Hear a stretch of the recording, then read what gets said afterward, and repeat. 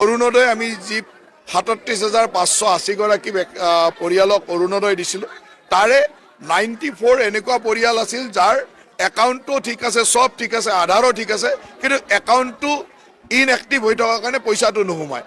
সেই পৰিয়ালসকলক আমি চেক যোগে পইচা দিছোঁ। এই ৯,০০০ টকাৰ চেকখিনি আজি সেইসকলক আমি চেক যোগে দিছোঁ, যাতে তেওঁলোকে নিজৰ বেংকত জমা কৰি ল'ব পাৰে।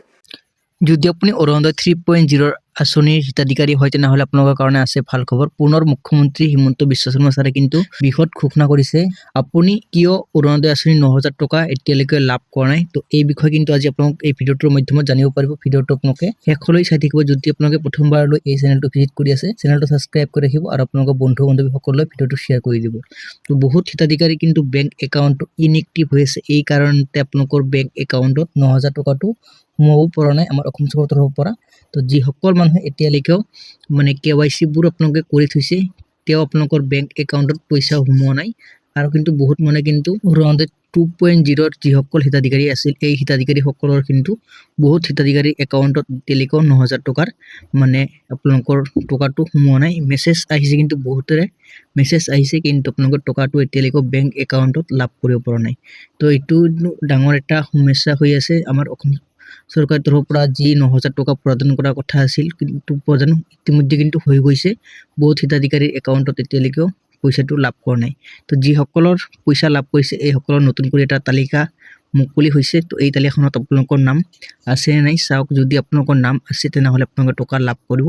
আৰু যিসকল মানুহে এতিয়ালৈকেও এই লিষ্টখন চেক কৰিব পৰা নাই, এই লিষ্টখন আপোনালোকে কেনেকৈ চেক কৰিব এই বিষয়ে আপোনালোকে জানিব পাৰিব।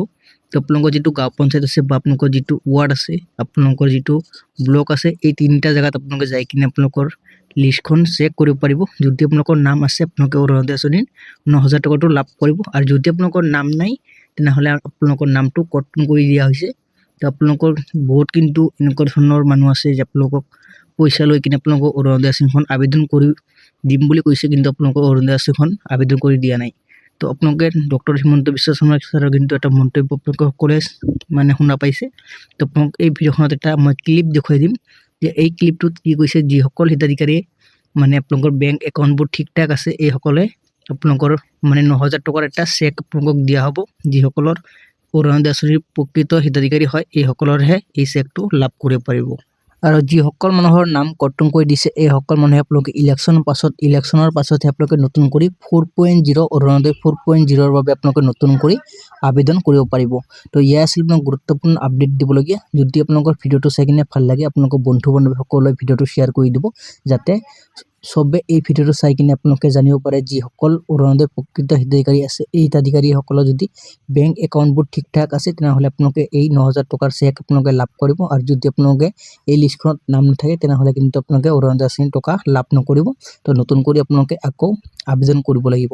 তো ইলেকশ্যনৰ পাছতে আপোনালোকে নতুন কৰি অৰুণোদয় 4.0 বাবে নতুন কৰি আবেদন প্ৰক্ৰিয়া চলিব, তেতিয়াহে আপোনালোকে আবেদন কৰিব পাৰিব। তো ইয়া আছিল আপোনাক গুৰুত্বপূৰ্ণ আপডেটবোৰ দিবলগীয়া। তো আজিলৈ ভিডিঅ'টো ইমানতে সামৰিছোঁ। নেক্সট আন এটা ভিডিঅ'লৈ আপোনাক সকলোকে লগ পাম।